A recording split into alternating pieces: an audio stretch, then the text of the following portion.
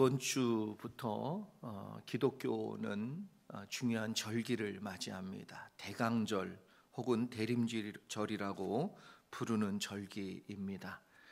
예수님께서 다시 오실 것을 기대하고 대망한다라고 해서 대강절, 대림절이라고 말하고 있지요. 그래서 앞으로 4주 동안 우리가 성탄절까지 다시 오실 주님을 위해 우리가 준비해야 될 영적인 내용들이 무엇인지를 다루면서 대강절 그리고 재림의 신앙을 준비하는 은혜가 저와 여러분 가운데 있기를 소망합니다. 주님이 다시 오실 때 우리에게 찾으시는 것이 과연 무엇일까? 주님이 다시 오실 때 우리에게 보고 싶어 하시는 것이 무엇일까? 그 대답을 성경 가운데 찾다 보니까 누가복음 18장 8절에 그 답이 있는 것을 보았습니다. 제가 한번 읽어드리지요. 내가 너희에게 이르노니 속히 그 원한을 풀어주리라. 그러나 인자가 올 때에 세상에서 믿음을 보겠느냐 하시니라. 누가복음 18장은 여러분 우리가 잘 아는 것처럼 불의한 재판장을 비유한 말씀입니다. 그런데 1절에 예수님께서 왜 이 비유의 말씀을 하고 있는지를 소개하고 있는데 그 내용이 뭐냐 하면 기도하고 낙심하지 말아라. 이게 예수님이 이 비유를 하신 목적과 이유라는 것을 분명히 밝혀주고 있습니다. 그리고 한 과부의 이야기가 나오지요. 억울한 일을 당한 매우 힘든 이 과부가 불의한 재판장에게 찾아가서 자신의 억울함을 좀 풀어달라고 계속해서 호소합니다. 정말 끊이지 않게 호소하고 있어요. 계속해서 과부의 간절한 호소에 이 불의한 재판장은 하나님도 내가 안 두렵고 사람도 내가 무시하지만 이 과부가 나를 괴롭게 함으로 내가 원한을 풀어주리라 라고 말하면서 그의 원하는 바를 들어주게 되지요.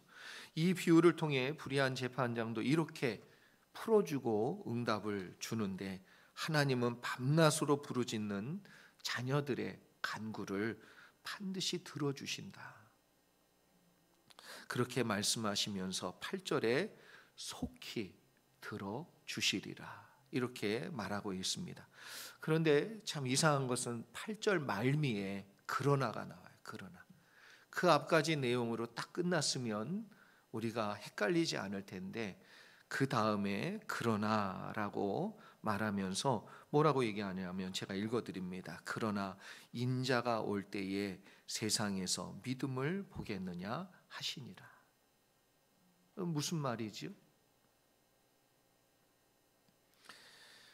주님 다시 오실 때 믿음만 보지 않겠다 이런 뜻입니까? 어떤 분들은 그래서 행위가 없는 믿음은 죽은 믿음이고 이 죽은 믿음은 그래서 주님을 맞이할 때 믿음만 있어서는 안 된다. 이걸 강조하기 위해서 이 말을 하고 있다라고 이야기하는데 그렇게 하시면 안 된다는 거예요. 그 말이 아니라는 거예요. 본문의 내용을 원어의 뜻으로 잘 반영해서 번역한 성경이 있는데 그 성경이 유진 피터슨이 쓴 메시지 성경이라는 성경이 있습니다. 이 메시지 성경은 이 본문의 내용을 이렇게 번역하고 있습니다. 읽어드리지요. 내가 보장한다. 하나님이 반드시 그렇게 해주실 것이다. 그분은 질질 끌지 않으실 것이다. 그러나 인자가 다시 올 때에 그처럼 끈질긴 믿음을 이 땅에서 얼마나 찾을 수 있겠는가.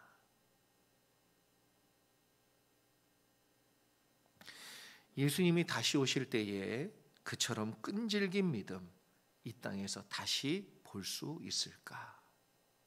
이런 반문이 섞인 말이지요. 그렇다면 예수님 다시 오실 때 찾으시는 게 뭐라고요? 믿음.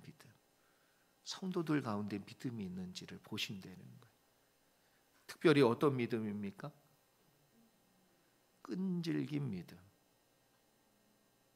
포기하지 아니하고 하나님을 끝까지 믿는 끈질긴 믿음, 그것을 찾으시는 거지요. 그렇다면 우리가 다시 오실 주님을 기다리며 준비해야 될 내용이 무엇이냐면 믿음이에요. 어떤 믿음이냐면 포기하지 않는, 그래서 그냥저냥 믿는 믿음이 아니고 하나님을 진짜 믿어서 포기하지 않는 끈질긴 믿음, 그 믿음을 하나님이 보기를 기대하고 있으시다는 것입니다. 그래서 저는 이번 대강절 4주 동안 아브라함의 믿음을 다시금 살펴보기를 원합니다. 그래서 우리가 준비해야 될 믿음이 새롭게 우리의 마음 가운데 세워지는 그러한 시간 되기를 소망하고요. 저와 여러분의 내면 속에 다시 한번 믿음으로 온전케 되어져서 주님을 기다리는 마음이 잘 준비가 되는 축복의 시간 되기를 소망합니다. 오늘 첫 번째 대강절 말씀을 나누면서 아브라함의 믿음이 어떻게 세워지게 되었는지, 또 어떤 훈련의 과정을 통해서 온전케 되었는지 함께 나누며 주님의 은혜 안에서 믿음으로 다시 한번 굳건하게 세워지기를 바라고 소망합니다. 먼저 1절과 2절 말씀 같이 한번 보지요. 1절과 2절 말씀 같이 한번 읽어보겠습니다. 시작. 여호와께서 아브라함에게 이르시되 너는 너의 고향과 친척과 아버지의 집을 떠나 내가 내게 보여줄 땅으로 가라. 내가 너로 큰 민족을 이루고 내게 복을 주어 내 이름을 창대하게 하리니 너는 복이 될지라. 아멘. 아브라함이 믿음의 사람으로 거듭나기 위해 여러분 제일 먼저 그 안에 조성된 일들이 무엇이냐면 하나님께서 아브라함에게 이르렀다, 이렇게 얘기해요. 말씀했다. 하나님께서 아브라함에게 말해 주었다, 이런 뜻이지요. 그래서 12장 1절의 시작이 그렇게 시작이 되고 있습니다. 그렇다면 믿음의 시작은 어떻게 시작이 되냐 하면 여러분 하나님의 말씀이 우리에게 찾아오실 때, 그리고 하나님의 말씀이 내 귀에 들릴 때, 하나님의 말씀이 내 마음속에 들어올 때, 그때 믿음이 시작되는 거지요. 성경적 믿음은 여러분 우리로부터 시작되지 않습니다. 그것은 믿음이 아니에요.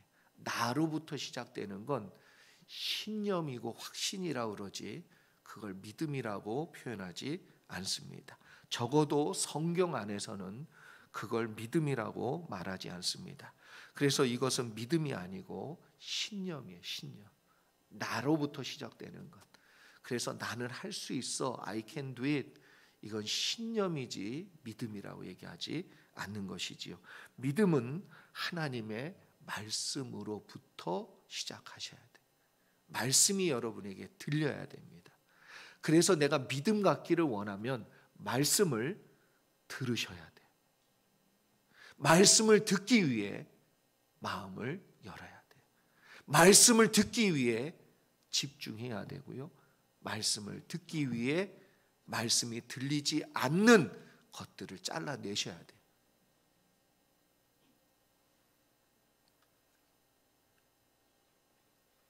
하나님이 찾아오실 때 때때로 환상으로도 꿈으로도 보여주십니다. 그러나 가장 많은 사람들에게 또 일반적으로 가장 분명한 방법으로 찾아오시는 내용이 있는데 그게 성경을 통해서 우리에게 말씀해 주신다는 거예요. 이 방법이 가장 확실한 방법이에요. 그리고 이 방법을 통해서 믿음을 우리에게 지금도 주고 계십니다. 세상에 많은 사람은 무엇으로 사냐면 자신의 신념으로 살아갑니다. 자기의 신념이란 다른 게 아니라 자기 자신이 믿고 싶어 하는 것을 붙들고 믿으며 산다는 거예요. 제가 설교를 이렇게 해도 여러분이 믿고 싶은 대로 믿으시는 걸 아시죠?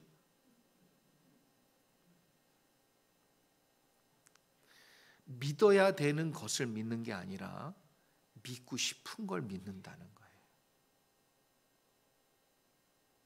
말씀대로 믿어야 되는데 내가 믿고 싶은 말씀만 붙든다는 거예요.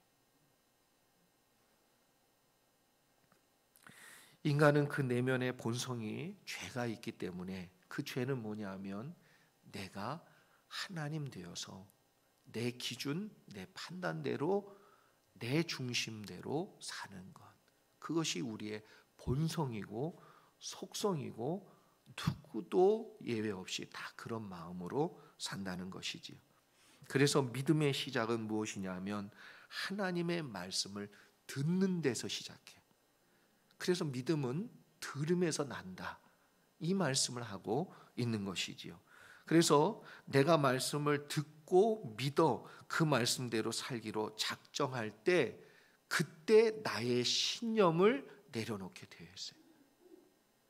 여러분이 하나님의 말씀대로 내가 살겠다라는 결단과 그리고 그러한 다짐과 그 길을 가지 않는다면 계속해서 나는 내 신념으로 살 수밖에 없어요. 근데 내가 하나님의 말씀대로 내가 살아야 되겠다라고 결단하며 하나님의 말씀을 붙드는 순간 나의 신념을 내려놓고 그때부터 믿음으로 사는 거예요. 그때부터.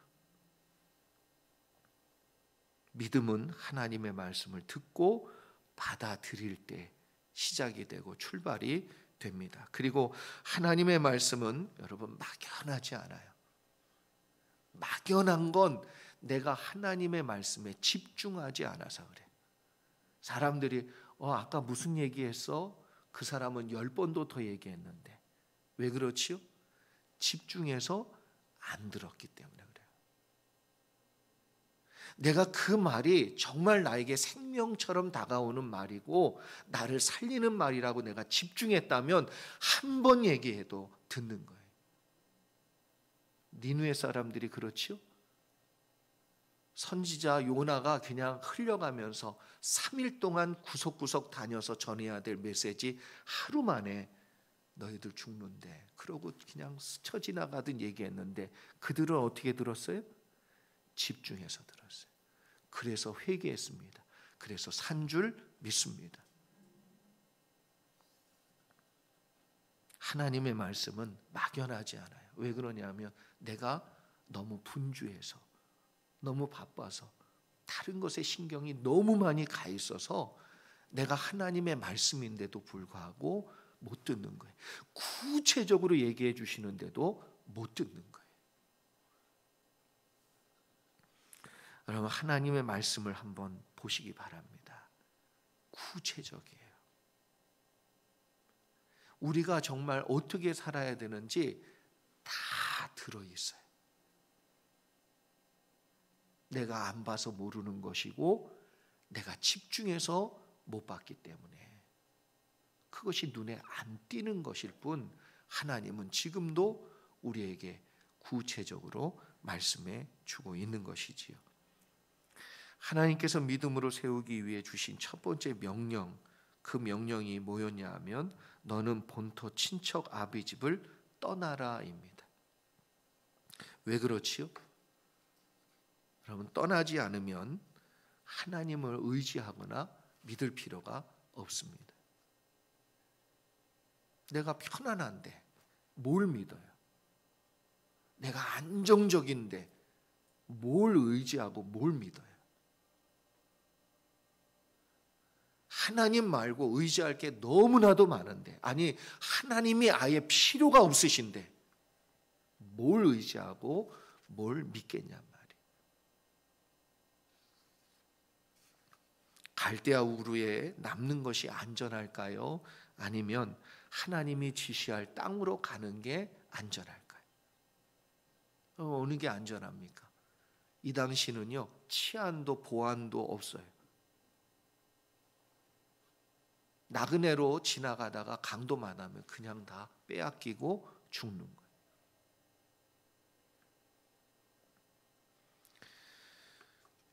여러분 어느 쪽이 안전하다고 생각합니까? 남는 게 안전하지요. 당연히 남는 게 안 떠나는 게 안전하지요. 그런데 믿음은 필요가 없어요.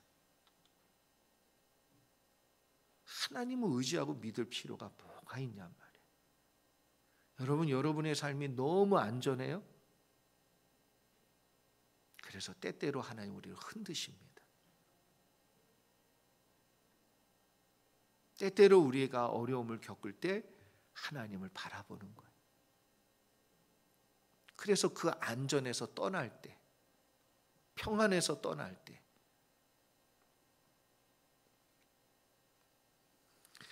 갈대아 우르는 또 세상의 문화를 상징하는 이렇게 바벨론 중심의 도시였습니다. 그래서 바벨론에 있으면 당연히 어떻게 될까요? 세상에 물들게 되어 있어요. 정말 하나님을 잘 믿는 사람도 세상에 물드는데, 그렇죠? 하물며 믿음이 시작되는 단계에 있는 아브라함이 거기를 떠나지 않으면 어떻게 믿음을 가질 수 있으며 어떻게 세상에서 빛과 소금의 역할을 감당하고 구별된 거룩한 삶을 사냔 말이에요. 못 삽니다. 세상 문화의 영향을 받아서 믿음을 잃었던 성경의 인물이 참 많이 있습니다. 그 중에 대표적인 사람 중에 하나가 오늘 본문에 나오는 아브라함의 조카 롯이에요. 롯은 아브라함과 헤어질 때 땅을 선택하는 과정에서 그는 자신의 신념을 따라 선택해요. 자기가 볼 때는 초지니까 거기가 훨씬 더 좋다라고 생각하고요. 그걸 선택합니다. 그건 신념에 따른 선택이에요. 자기 자신의 내면에서부터 나오는 믿음, 그 믿음으로 시작한 선택이죠.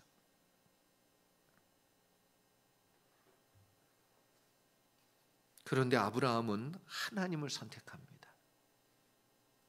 선택권을 내줬잖아요. 누구한테? 조카 롯한테. 왜 내줬습니까? 나는 하나님만 있으면 되니까.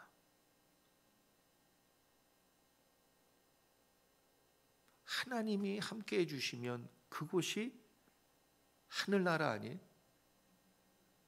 아골골짝 빈들에도 복음 들고 가는 게 아니라 돈이 조금 있어야 되잖아요.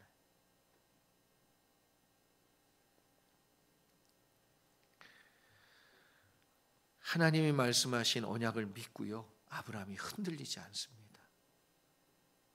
그럴 때 하나님은 아브라함과 함께 하시며 말씀대로 복의 근원이 되게 하시지요.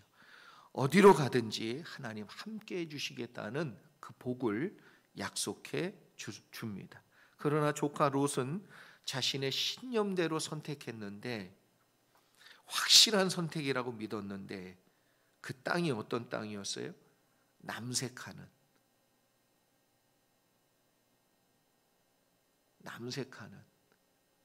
반대는 여색하는, 그러니까 남색하는 자들이 모여 사는 곳이다. 그래서 소도마이에서 나온 말이 소돔이에요. 소도마이라는 말이 남색하는 자들이란 뜻이에요. 그러니까 소돔이 원래 어떤 도시인지 알잖아요. 여러분, 워싱턴 DC가 게이 메리지 넘버 2예요. 그래서 가장 게이 메리지 그리고 게이가 많은 곳이 워싱턴 DC라고 합니다. 사도 바울은 로마서 12장 2절에서 우리가 무엇을 선택해야 되는지를 분명하게 말씀해 주고 있습니다. 제가 한번 읽어드리죠. 너희는 이 세대를 본받지 말고 오직 마음을 새롭게 함으로 변화를 받아 하나님의 선하시고 기뻐하시고 온전한 뜻이 무엇인지 분별하도록 하라. 사도 바울은 아브라함처럼 우리가 떠나야 할 친척 본토 아비집이 무엇인지를 말씀해 주고 있습니다. 이 세대를 본받는 마음, 이 세대에 묶여 있는 마음, 이 세상에서 잘 살고 잘 되고자 하는 마음, 이 세대를 본받는 마음을 버리고 떠나지 않으면 여러분 절대 믿음은 시작되지 않습니다. 아무리 성경 공부한들 제가 보니까 소용이 없더라고요. 아무리 성경을 읽어도 소용이 없어요. 아무리 설교를 듣고 예배를 드려도 믿음이 역사하진 않더라고요.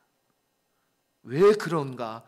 왜 저렇게 성경 공부도 하고 말씀도 읽고 예배도 드리는데 왜 믿음은 안 생기는가?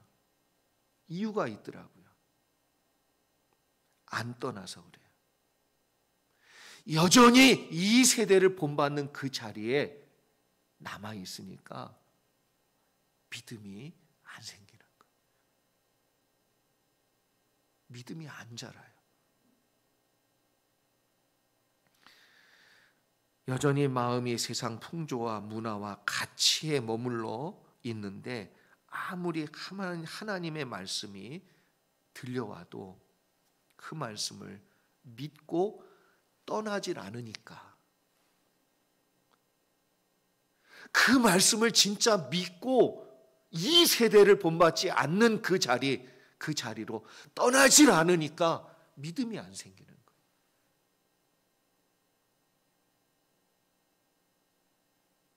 그래서 어떤 믿음이냐면 그냥저냥 믿는 믿음으로 끝난다는 거예요. 끈질긴 믿음이 아니고 목숨 걸고 가는 믿음이 아니고, 우리가 준비해야 될 믿음은 끈질긴 믿음인데, 성경 일도 학교를 제가 오랜 시간 인도하면서 느낀 것은 하나님의 말씀을 배우고 읽는 건 너무 중요합니다. 그런데 그 시간으로 끝나면 말씀대로 사는 것이 없고, 말씀대로 자기 본성, 자기 본질, 친척 아비집을 떠나는 믿음의 행동이 없으니까 믿음이 생기지 않더라고요.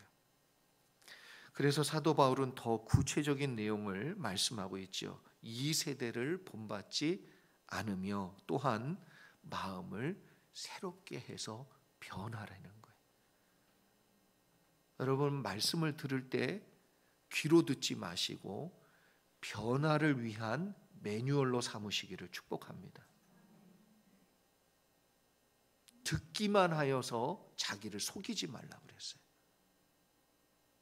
말씀을 들었으면 변하셔야 됩니다. 변하기 위해선 마음을 새롭게 바꾸셔야 돼요.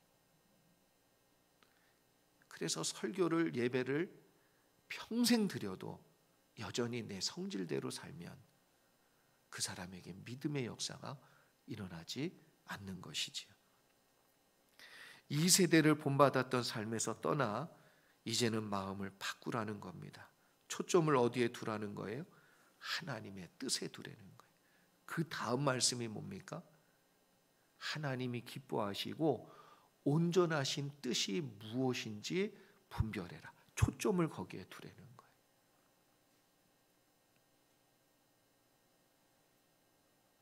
하나님의 뜻을 알고 그 길을 따라갈 때 우리 안에서 믿음이 역사하기 시작합니다. 오늘 우리 강명희 권사님 기도하실 때 확 꽂힌 말이 있어요. 기적이 상식이 되는 그런 축복을 달라고 기도했어요. 아멘 하셨지요?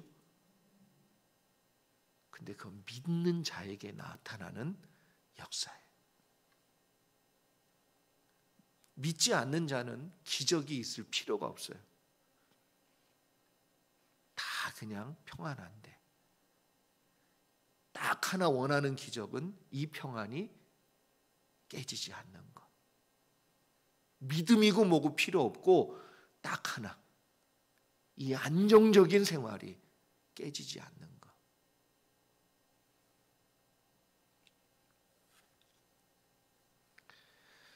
그래서 오늘 본문에서도 본토 친척 아비집을 떠나 그 다음 하나님이 뭐라 그랬냐면 지시할 땅으로 가라. 원래 이게 원어적으로는 이 동사가 여러 개가 나오지요. 근데 명령어는 딱 하나예요. 가라. 말씀 주시고 나서 그 다음 하신 하나님의 명령은 딱 하나예요. 가라.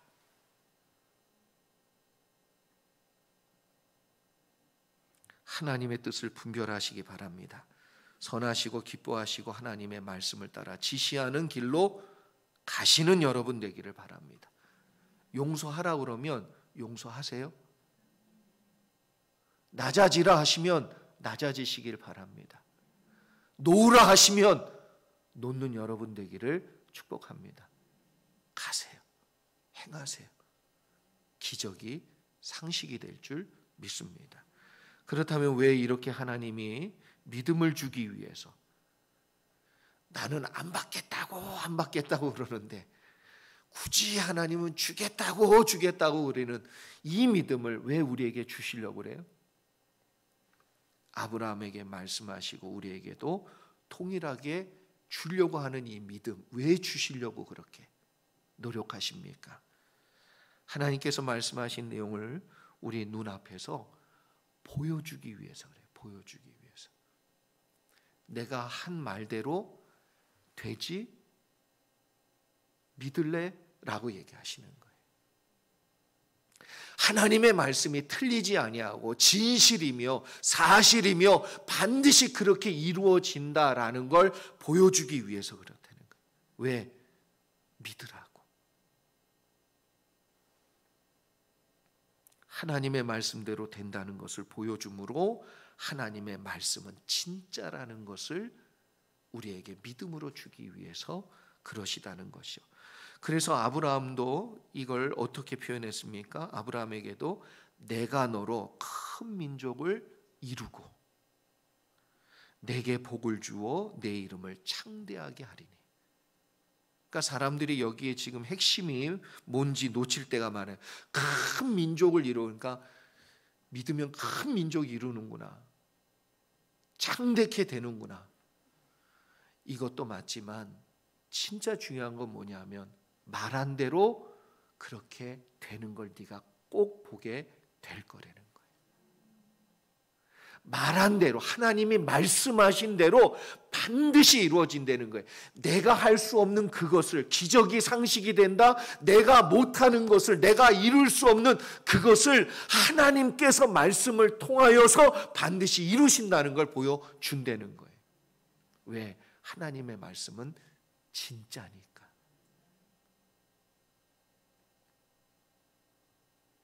그렇기 때문에 하나님의 말씀을 뭐예요? 믿으라는 거예요. 그 다음에 뭡니까? 믿음대로 살려는 거예요. 하나님께서 준비하신 계획과 뜻이 2절에 계속해서 나오는데 그것을 받기 위해서 반드시 필요한 게 뭐냐 하면 그래서 믿음이에요. 믿음은 아브라함을 갈대아 우르 사람에서 변화시켰어요. 어떤 사람으로? 복 있는 사람으로. 갈대아 우르가 나에게 복이 아니고 하나님이 함께 해주시는 게 복인 줄 믿으시기 바랍니다. 그래서 하나님께서 아브라함에게 구체적인 계획이 있음을 말씀하고 있지요. 그런데 궁극적으로 하나님은 아브라함을 어떤 사람으로 만들고 싶었냐 하면 복 있는 사람, 새롭게 복 있는 사람으로 만들고 싶으셨어요. 그래서 본문 2절 후반절에 보면 뭐라 그러냐 하면 너는 복의 근원이 될지라. 그리고 오늘 개역 성경에 보니까 원어적인 걸 다 잘 담았더라고요. 너는 복이 될지라. 여러분, 아브라함에게 믿음을 주어 복된 사람이 되게 하려고. 그래서 원어적으로는 그래서 복의 근원이라는 표현이 어울리지 않고 너 자체가 복이다 이렇게 얘기하는 거예요. 너 자체가 복이 된다. 다른 말로 하면 너 복덩어리다. 네가 복이다 이런 얘기예요. 믿는 사람이 제대로 믿음 위에 세워지면요 복 있는 사람이 되고요. 그 복은 그냥 있지 않습니다. 하나님 뭐라고 얘기하죠? 너로 말미암아 모든 민족이 복을 받게 되리라. 그래서 믿음으로 한 사람이 제대로 잘 세워지잖아요. 그 사람이 진짜 복 있는 사람이 되잖아요. 그러면 그 가정은 그 한 사람 때문에 사는 줄 믿으시기 바랍니다. 교회에 정말 믿음이 있는 사람이 있고 복 있는 사람이 세워지면 그 교회는 살아요. 그 공동체는 살게 되어 있어요. 그래서 믿음으로 세워져 있는 교회들이 많게 되면, 그래서 한국 교회가 믿음으로 살아있을 땐 한국이 살아났단 말이에요.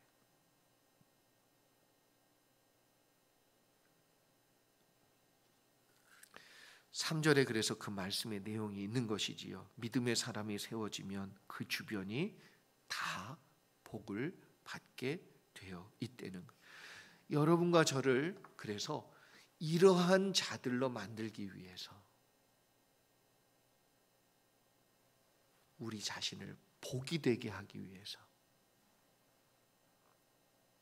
우리에게 믿음을 그렇게 주시려고 하나님이 역사하시고 인도하시고 주관하고 있으신 거지요. 본문에 나오는 이 복이라는 말이 제가 여러 번 얘기했습니다. 바라크라는 말이에요. 바라크.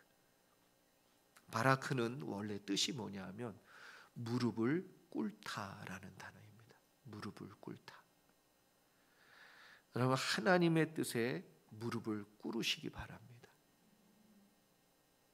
그래야 복 있는 사람이 되고요. 하나님 앞에 무릎을 꿇는 자가 믿음이 생기는 거예요. 하나님의 말씀이 수천 수만 번 있어도 그 앞에서 단 한 번도 무릎을 꿇지 않으면 그 사람에게 믿음의 역사는 일어나지 않는 것입니다. 하나님의 말씀에 반응하여 인정하고 자신의 뜻을 내려놓고 하나님의 언약의 말씀 앞에 굴복하는 것, 그것이 복이 되는 길입니다. 복 달라고 구하지 마시고 하나님 앞에, 말씀 앞에 무릎 꿇으면 여러분 자신이 복이 되고 하나님이 함께해 주시는 복은 여러분에게 늘 임할 줄 믿으시기 바랍니다. 믿음으로 나의 모든 불신과 인간의 생각과 신념을 무릎 꿇게 하여 하나님께서 주시는 복을 누리는 여러분 모두 되시기를 소망합니다. 말씀을 맺습니다. 4절에 보면 아브라함이 하나님의 말씀을 듣고 반응하는 모습을 보여주고 있어요. 4절 같이 한번 읽어보죠. 같이 한번 읽어보겠습니다. 시작. 이에 아브라함이 여호와의 말씀을 따라갔고 롯도 그와 함께 갔으며 아브라함이 하란을 떠날 때에 75세였더라. 아멘. 아브라함이 복이 있는 사람이 된 것은 여호와의 말씀을 따라갔고, 여러분이 복 있는 사람 되기를 축복합니다. 진심으로 축복합니다. 그러면 아브라함처럼 여러분 하나님의 말씀을 따라가세요. 그러면 돼요. 그러나 더 중요한 것 한 가지가 있는데 그게 뭐냐 하면 아브라함이 하나님의 말씀에 순종한 나이가 몇 살이라고요? 75세. 자, 여기 75세 이하는 이제 무조건 따라간다. 75세 이상은 좀 열애시켜 드릴게요.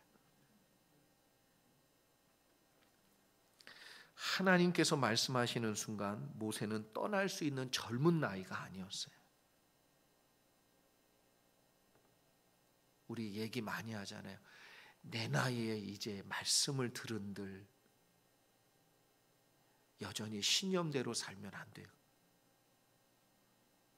죽는 날까지 여러분 말씀을 따라가는 복 있는 사람 되시길 주의 이름으로 축복합니다. 이미 정착해서 자리 잡은 그런 나이에요. 움직일 수 없는 상황이고 잘 걷지도 못하는. 그래서 자기 아들의 색시를 얻으려고 할 때 자기가 못 가니까 누구를 보냈어요? 종을 보내야 할 만큼 다리가 시원찮은 분이 아브라함이에요. 그 나이.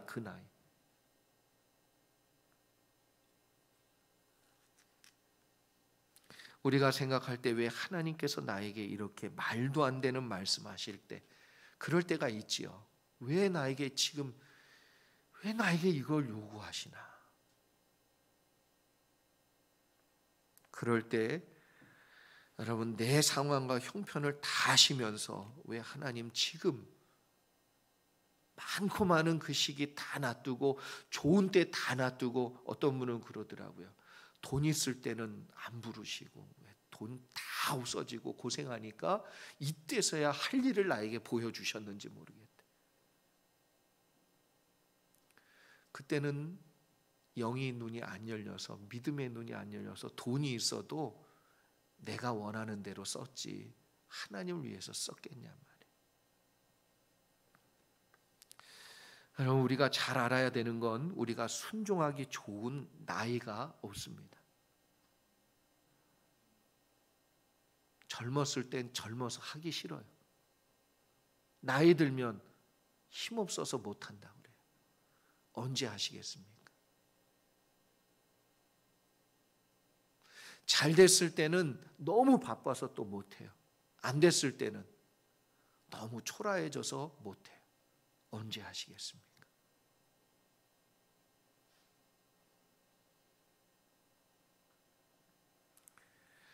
순종하기 좋은 때란 없고요. 순종하기 좋은 상황은 우리에게 한순간도 없어요.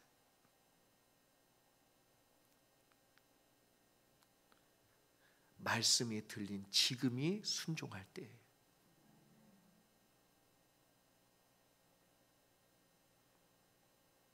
그래서 순종하기 좋은 때란 없다는 생각을 분명히 하시고, 하나님이 우리에게 말씀해 주시는 그때 순종할 수 있는 나이고요. 그때가 순종할 수 있는 상황이고요. 그때가 순종하기 좋은 시기입니다.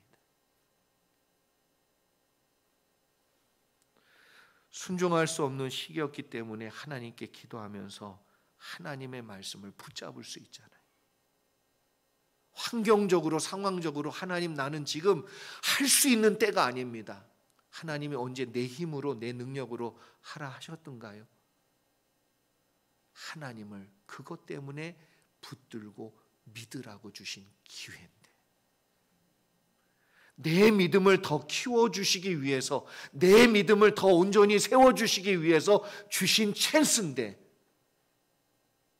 내가 볼 땐 지금은 아니라고 얘기하는 거예요. 그런 때는 없습니다. 순종할 수 없는 환경이기 때문에 더욱 기도하는 사람은 믿음이 생기고요. 더욱 하나님을 바라보고 구하는 자는 하나님을 더 붙드는 믿음 가운데 그의 마음이 흔들리지 않아요. 순종할 수 없는 그때 하나님을 바라봐야만 내 신념으로 안 살고 믿음으로 사는 새로운 변화가, 역사가 우리 가운데 일어나는 것입니다. 사랑하는 성도 여러분, 우리는 다시 오실 주님을 기다리는 사람이에요. 그러나 그냥 기다리면 다 되는 겁니까? 기다리면 주님 맞이할 수 있는 거예요? 열처녀의 비유를 잊지 마시기 바랍니다. 하도 등불 기름 얘기를 너무 많이 해가지고 그 기름이 뭐냐, 참기름이냐, 들기름이냐, 믿음 기름이냐, 순종 기름이냐, 성령의 기름이냐, 기름 얘기가 너무나도 많은데 초점은 뭐예요? 주님 올 때까지 믿음의 등불을 누가 밝히고 있느냐예요.